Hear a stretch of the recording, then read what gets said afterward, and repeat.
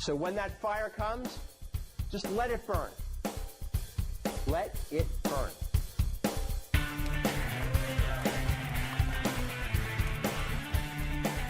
When I was a young man, I was the last of 7 kids, so when I graduated from high school, I knew I needed to get out on my own.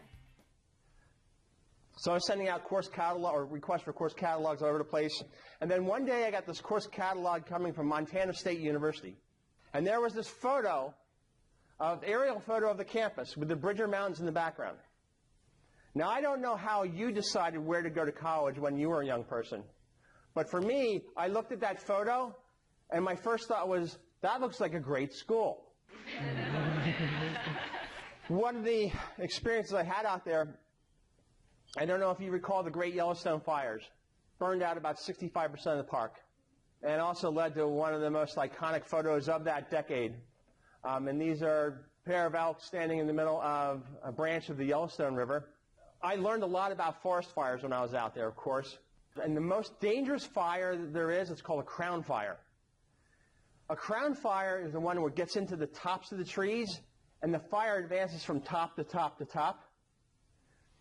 It actually is the kind of fire where most civilians get killed because they misjudge the danger they're in. They could see a fire off in the distance, but a crown fire moves very fast. And it gets up in the top of the trees, and before they can realize it, they've got fire over them, and they have no escape route.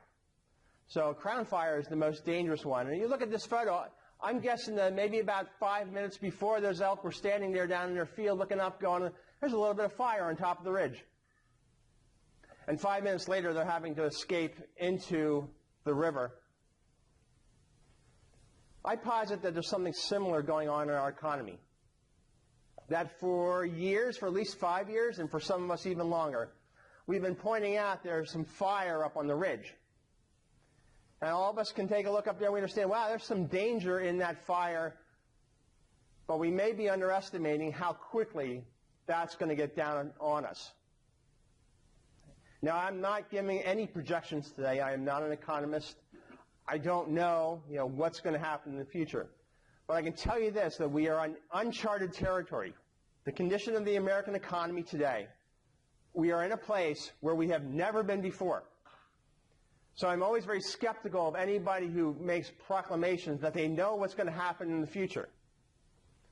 They may be right, but we are in uncharted waters. This I find really interesting. This is the median household income over the last 30, 35 years. The interesting thing about this, of course, we know we've seen a slump since the recession, but the peak of it was in 1999. Right? So the median household income in the United States has been on the decline for at least 15 years. And in fact, we are now at a level of about 1987. So median household income is about the same as it was in 1987. You will find no period in the economic history of the United States where we've had that condition. But you've never seen a 27-year period like we're seeing now. The stagnation in middle-class incomes have gone on since about the early 1970s. We used to be what was called a thrifty nation, in that people would save. Where that came out of, essentially, was the American victory in the Second World War. At the end of the Second World War, we were the only industrial nation standing. I mean, Europe was devastated, Britain was bankrupt, Japan was devastated. Because of the collapse of the British and French empires, we took over all those world markets. It actually led to the middle-class lifestyle. We've always thought about the American dream. We've always talked about the American dream, but the way that we look at it really has been a result, or actually really started after about 1945. And I can give you all sorts of data about that. For example, per capita meat consumption in 1938 was 50 pounds per person. By 1953, it was 150 pounds. In 1938, only 1 out of every 4 households had a private automobile. By 1953, it was over 90%. And we also now are tracking households with 2 private automobiles. So I can go on. I could give you a whole morning discussion about that one. But what happened? We became a very, very, very wealthy nation. So, and we think about that as being the norm, but it's actually just a recent kind of invention. The middle-class lifestyle, the American middle class, it really is a kind of a recent phenomenon in that. And it lasted for 25 years. By the 1970s, a couple things were happening. One is that Europe had rebuilt, Japan had rebuilt. Those economies were competing with us in the world market. We were paying for the Vietnam War. We were also paying for a whole host of social programs that we had taken on, things like Medicare, Medicaid, housing, aid to families with dependent children. There were a whole host of federal programs that had come about, and we were having to pay for them. We began to see inflation in the economy, and at the same time we suffered through a series of oil shocks, price rises. This was the rise of OPEC, right, where the cost of gasoline basically doubled overnight. All those things suddenly impacted the American family. Now, up until the 1970s, American families saved about 11% of their income. That was their savings rate. So for every dollar they made, 11 cents went into savings, went into asset classes, either property or stocks or bonds or savings. They were amassing wealth. So it was 11 cents out of every dollar they were taking in. As we went through the shocks of the 70s, as middle class incomes began to stagnate, families did not kind of curtail their lifestyle. We still maintained a very high consumptive lifestyle. So as a result, whereas, if your income is stagnating but your lifestyle is still accelerating, where's that going to be made up from? Well, you're going to save less. To where to the point today where the American family, the household savings rate is about 1.5%. It means out of every dollar a household takes in, about 1 to 2 cents goes to savings. So the savings rate, that is a drastic decline, and it's one of the things that led us from being a creditor nation. We used to be the world's bank. We would lend money out. Now we are a debtor nation. We borrow money from the rest of the world. As incomes continue to stagnate, they begin to replace that with debt. And the household debt ratio in this country has gone from 40% of GDP to 100% of GDP. So essentially, households have taken on 2.5 times the amount of debt that they had 40 years ago. And I can go into all sorts of data about this. Of course, we know about the real estate market and how people have used that and led in part to the financial crash of 2008. But also things like student loan debt. Student loan debt now tops $1 trillion and, in fact, is larger than credit card debt. There's more student loan debt out there than there is credit card debt. That's a whole generation of young Americans who are starting out deeply in debt. Right? And that's going to have a long-term effect. One of the effects about this, I talk about this because we live in a democracy where people vote. This is what's happening in their households. This affects how they look at public spending, tax spending.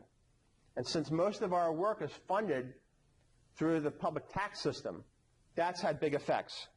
We like to think, or I shouldn't say we like to think, there's a popular thread in punditry and in the media that the kind of tax revolt is a recent phenomena. Actually, the United States was born out of an anti-tax movement, the Boston Tea Party. And you can go back even further, like the Whiskey Rebellion, which took place here in Pennsylvania. That was even before the founding of the country, and that was an anti-tax rebellion as well. In Pennsylvania, I find an interesting thing is that, one of the things that everybody agrees upon is public education. If you survey Americans, doesn't matter whether you're Republican or Democrat, left or right, rich or poor, everybody values education and investments in education. Well, because of some of the changes we made in Pennsylvania, school boards now have to go to the public for referendums if they want bond issues. For example, right here in State College, in the State College Area School District, in a few weeks will be a referendum on an $85 million bond issue. They want to build a new high school here, and they need the approval of the public to borrow that $85 million. Well, in Pennsylvania in the last 10 years, there have been 28 school referendums. 27 of them gone down to defeat. A lot of them by wide margins. I suggest that the vote coming up here in State College is going to be a good bellwether, something to keep track of, because here in the State College area, education is the main industry here. You will find no more pro-education area of Pennsylvania than in Happy Valley, than in State College. But I predict the referendum is going to go down to defeat here as well. 10, 15, maybe as much as 20 points. That's just my prediction, because I know the area, I live here. But if they can't pass a referendum here, where are they going to pass one? So that's the whole idea behind, there's a big movement out there. We've seen income stagnate at the household level, and people are not willing to pay extra taxes. Even though they want the services, there is absolutely no political will out there for any new taxes. Now, you may remember this guy, Ed Rendell, popular governor, very popular governor. And in fact, Pennsylvania has a history, the last 3 or 4 decades, of electing some pretty competent governors, all the way from Dick Thornburg to Bob Casey to Tom Ridge to Ed Rendell. Rendell was a very, very good politician. And he did something actually that's kind of unique. Throughout his governorship, his 8 years, he maintained an approval rating above 50%, which is pretty unheard of. He maintained that except for one 4 or 5 month period. And that's when he proposed raising the state income tax, which I think was 2.8 at the time. He wanted to raise it to 3.7. Almost immediately, he dropped about 20 to 25 points in his approval rating. It was the only time during his governorship that his approval rating was below 50%. And he quickly backtracked on that. And we eventually did get a small increase in the income tax, but that was offset with property tax relief, so it was kind of revenue neutral. But even a guy like Ed Rendell put his foot near the fire and got burned when he's even suggested we should be raising the income tax. Tom Corbett gets elected in 2010 on a specific, absolutely explicit pledge not to raise taxes, and he has held firm to that. And that has angered a lot of special interests in this state, both on the left and the right. But he's held firm to that. I just saw an advertisement last night for Kathleen McGintley. She's running in the Democratic primary for governor. She has talked about putting $1 billion into education, public education. And that's a great investment, right? We would all kind of agree, an extra $1 billion for public education is going to be great. But at some point in time, she's going to have to explain how she's going to pay for that. And there's only 2 ways to raise that kind of money in the state of Pennsylvania. You either increase the income tax or you increase the sales tax. If she goes anywhere near that, that's going to probably affect her ability to run as a candidate. Because out there in the populace, there's no popular will for general tax increases. Now, that affects you. That affects the work that you do. That's the environment that you're working in. We all talk about we need more resources, but there's no political will out there for raising more resources. And part of that stems from the stagnation at the household level. Even if we could raise an extra $1 billion, we have a little problem in the state. It's the state pension system. It's the pension system for state workers and teachers. In the 1990s, we had a booming stock market. And a lot of these pension funds are invested heavily in the stocks and that kind of assets. So all of a sudden, there was this big pot of money. And, you get a big pot of money anywhere near Harrisburg, and that's like chum in the water with sharks, man. And we passed something called Act 9 in 2001. The pension sweetener. We basically increased the payouts for people by 25%. At the same time that we reduced the length of time they had to be vested. You used to have to work 10 years in the system before you could get a pension. Now it's 5. And we did a whole bunch of changes. But what it did is essentially it sent a lot more money out the door. And I was down in Harrisburg at that time, and I was ranting and railing, saying this is like fiscally irresponsible. You're planting a bomb in the state budget at some point in time. Because you're assuming that the dot-com boom that we had in the 90s was going to... Well, it didn't continue forever. We saw that, right? In 1999, all of a sudden the economy began to stagnate. So here's the money that's going to cost us over the coming years. This is 2014 right now. We are just starting to see the escalation. I'll give you an example. I pay my taxes in the Bellefonte School District, right up the road here. In 2011, our contribution, the school district's contribution to the state pension fund was $430,000. This year it is $2.6 million. 2 years from now, it's $5.6 million. And it continues to escalate. That's going to create enormous pressure at the school district level. What are they going to do? Raise property taxes? Well, that ain't happening because there's no political will out there for that. Not for the kind of 30 or 40% property tax increase you're going to need to cover that. So there's probably going to be a kind of hollowing out of public education. Same at the state level. The state contributes to the state teachers fund as well. So these are going to be enormous strains on the state budget. And the thing about this, the people who get the benefits off of this, they're very well organized politically. So the idea we may rein in some of these costs, that's going to be a difficult fight. And if we can't rein in those costs, they're going to start looking for other places to cut, which raises the question, how politically strong are you in the state? How politically strong is EIPA? Will you be able to fight and get that piece of the pie? Because these are some giants who are going to be eating that pie first. How is that going to play out? What's going to be the result of that? I don't know. I do know this. There are some things we need to look at. This is the final thing about debt. We started amassing economic statistics, good economic statistics, after the Civil War. So about 1870 to 1970, the total amount of debt in this country that is held at the household level, corporate, state government, federal government, it was total about 1.5 times of GDP. So, for example, by 1970, we had a $3 trillion economy. The total amount of debt held by government and households and corporations was about 4.5 trillion. That was constant throughout that 100-year period. And you think about what happened in that 100-year period. We went through wars and peace and booms and depression and bust and all that stuff. Never changed. Starting in 1970, as our economy changed, we began to grow the debt level. Today, the total amount of debt out there is 3.7 times gross domestic product. That's an enormous increase. And in raw numbers, we have a $15 trillion economy. Right? A $15 trillion economy, if we had a traditional level of debt at all levels, our outstanding debt would be $22 trillion. Instead, today, it's $53 trillion. So we're dragging around an extra $31 trillion in debt. And what that means for our economy, what that means for our lives, what that means for our children, the children that we're trying to help and work with right now. What's that mean for their future? We're carrying around a lot of excess weight in this economy. Now, the reason for all this debt goes back to the story I started with about the fire.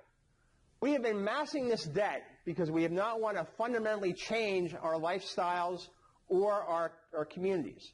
We didn't want to downscale our lifestyle. So instead of kind of limiting ourselves based upon our income, we just replaced it with a lot of debt and continued a high consumptive lifestyle because we did not want to suffer the pain of having to make that changes in our lifestyle.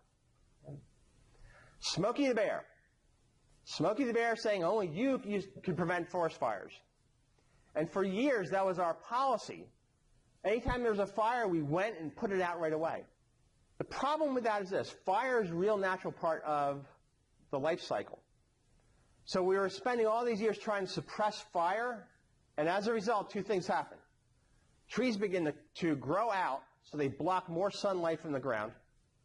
And on the forest floor, there's an accumulation of dead wood and decaying matter. We took on a lot of debt. It's similar to trying to keep the fire, preventing fires. But as a result, in our economy now, we have a lot of old growth status quo that's blocking out the sunlight. And on the floor of our economy, we have a lot of dead wood and decay. That's just sitting there. And it's becoming a drag on our long-term growth. We've basically used debt as a way to avoid a kind of forest fire. Now, that is the age of austerity piece. I want to talk to you about the era of abundance, because all hope is not lost. And in fact, I think the future is really bright. I think the world's coming to an end, and it's going to be great. So let me explain, okay? Let me explain. There are 9 critical skills, and we're going to touch upon some of this today, but I want to give you a really quick overview of them. What are the critical skills you need to have in order to thrive in whatever's coming? One is talent. It has to do with talent. The ability to identify, recruit, nurture, organize, and deploy talent. I'll give you an example. Last year, when I was here at your session, there was one person sitting in this room who I quickly identified, saying, that person has a really bright future. They are in my radar bank now, and I've actually done some work with them over the last year. I've identified that talent out there. Don't know if I'll ever need it. Don't know if I'll ever call upon it. So that goes into my job bank. I am constantly doing that kind of environmental scan. Will that work? Who are the A players? Last year we talked about that. A players. We have to surround ourselves with A players. So we have to have the ability to identify A players, recruit them into our orbit, nurture them, help train them, organize them in the teams, and to deploy them out there. So that's going to be a critical skill for the future. The effective use of human capital. Your next critical skill, devoting consistent time to learning new material, not only just learning it, not only just attending workshops or going online or taking open courses online, but mastering that material. I'll give you an example. This summer I am taking part or helping organize a summer retreat workshop for budding journalists.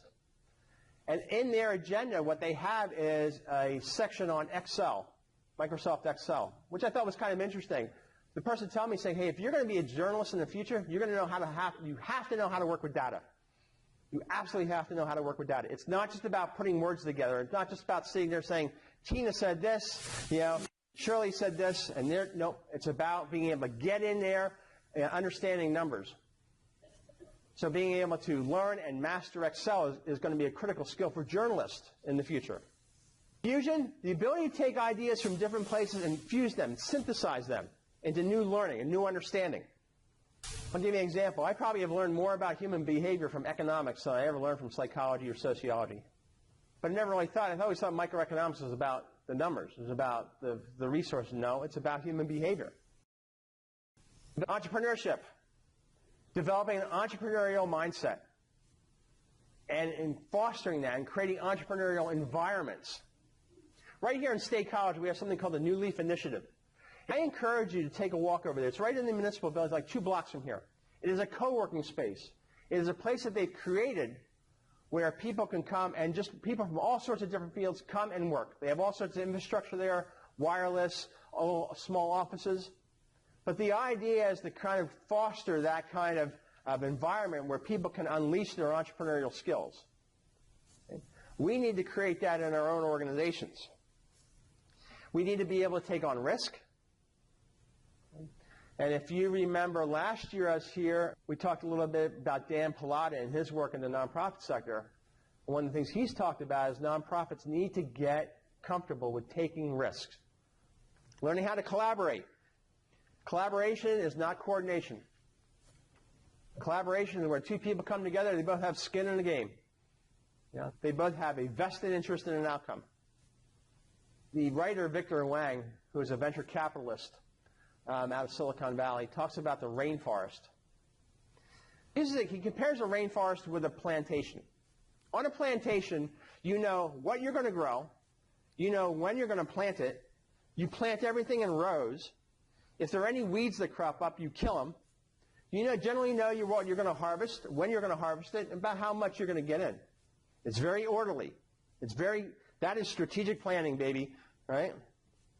A rainforest, by comparison, is chaotic. It's lush, it's verdant. Everything that's growing looks like a weed. There's all sorts of genetic mutations that take place. We need to be creating rainforests in our organizations, in our communities, in the early intervention field. Giving us an opportunity to work together, right? Be entrepreneurial, see if we can come up with new approaches, new ideas, new ways that we're going to fund our work. The critical skill is branding. You need to develop a personal brand, and you need to maintain and protect it. This is absolutely critical in the age of reputation management. It doesn't seem like a week goes by that somebody doesn't blow their reputation. Donald Sensing, who owned the Los Angeles Clippers. What's that? Sterling, sorry. Yeah. Yeah, we know who we're talking about. We know what he said. They just stripped him of his franchise. That was his business. He owned the damn team. They just stripped him of it, right? Because of an audio tape. How quickly you can destroy your brand and how long-lasting that stuff is out there. But it's not just trying to avoid the negative. It's also about building up the positive. Building up the positive, what makes Betsy Betsy? Right? What makes Betsy special? Yeah. Why should I care about Betsy? Why should I join with Betsy? Why do I connect with Betsy? Networking, I think this goes without saying. We used to talk about living in a knowledge economy, where the knowledge worker. I think that knowledge worker that's dead. I think knowledge is easy to acquire. We now live in the age of the networked worker. The whole thing is not what you know, it's who you know. I think that's on steroids now. It really is your ability not only to who you know, but how you work with them, how you connect with them. Sitting back and being like a cog in the wheel, as we used to call it, the good organizational man, not going to cut it anymore. You can't rely upon your organization to care for you and employ you. You have to take charge of that by creating a personal brand and then getting it out there in the community and networking beyond your field, not just about other early intervention professionals or other childhood-based programming. It's about being involved in your business community, your religious community, online and your other professional venues. Those things matter as well. I also like to talk about when the critical skills, I say there are 7 basic economic concepts you need to know. And you need to be able to not only know them, articulate them, and actually apply them to your work. Things like scarcity. All economics are rooted in scarcity. It's about how we distribute scarce resources. Money is scarce. Time is scarce. How you choose to distribute your scarce resources matter. Things like opportunity cost. We overlook that a lot. Hey, if I'm doing A, I can't do B. B is an opportunity cost. Hey, because you're here today, you can't be doing something back in your office. Everything that's going on back in your office is the opportunity cost for being here today. Right? Hey, if I'm going to buy that new car, I'm not going to be able to go to Bermuda for the vacation. So Bermuda becomes the opportunity cost of that new car. There are a number of economic concepts, and I have some material there I'm going to share with you today about that. So like the 9 essential critical skills. I posit that you need to be very versed in to work with if you're going to manage and work through what's coming down the pike. As I close this section, as I close this little talk and before we take a break, I want to talk about, once again, about the fire, the forest fire. I was there in Yellowstone. I saw it burn. Right? Following when everything was done, after a forest fire comes through there, it looks like something out of a science fiction movie. It looks like a moonscape. Everything has been killed. Everything has been wiped out. Right? The fire looks ugly, but that environment is really very rich and ready for new types of growth. There are certain types of pine trees where the seeds are bonded inside of a seed pod that's held together by a very hard resin. The only thing that could break that resin and allow that seed to escape is heat. It melts the resin. For those trees to regenerate, they need fire. What I saw in Yellowstone right after that, by the next spring, not only was the trees begin to regenerate, but there's all sorts of new growth taking place on the forest floor. That led to just an explosion of small game life, which also then led to an explosion of larger predator. It became a new park, even though it was always the same park. It was a new Yellowstone, even though it was still the same old Yellowstone. There was a lot of wailing and gnashing of teeth when that fire came through. The park had been destroyed. This was a tragedy. It was not at all. It was an opportunity for new growth. It was an opportunity for something new to come about, something a lot healthier, a lot more verdant and lush, a lot more diverse. And that's what you're looking at for your future. There were species just waiting to survive or waiting to thrive, but they needed a different kind of environment. That's what's going to happen with you. There is so much human capital sitting in this room right now. There's so much intelligence, so much experience. You're like those seeds in those pods. You're just waiting for the fire to come along so that you can be unleashed and grown. That can be you. You can be the ones. You will be the ones that create that new kind of future. We've done a lot over the last 4 decades trying to, being the Smokey Bear and trying to prevent the fire. that needs to come through our economy and clear out the dead wood and the old growth. My message to you, though, is this. If and when that fire comes, do not fear it, because you are the ones that are going to be around afterwards to create that new future. So when that fire comes, just let it burn. Let it burn.